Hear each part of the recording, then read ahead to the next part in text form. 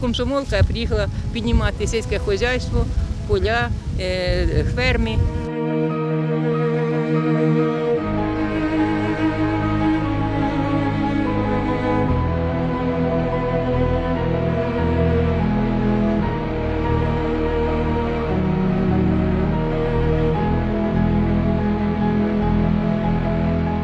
Вот, например, разваленный дом у моего прадеда. И в таком же состоянии, в принципе, находятся практически все дома, которые раньше здесь были построены.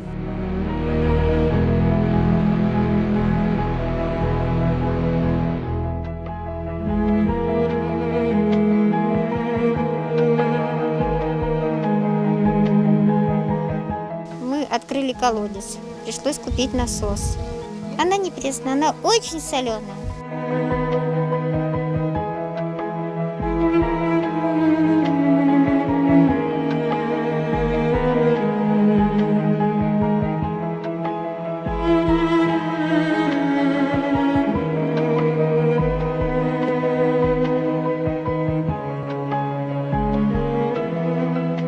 Переехать сюда, ну, в принципе, хотелось бы, наверное, чтобы как-то продолжать.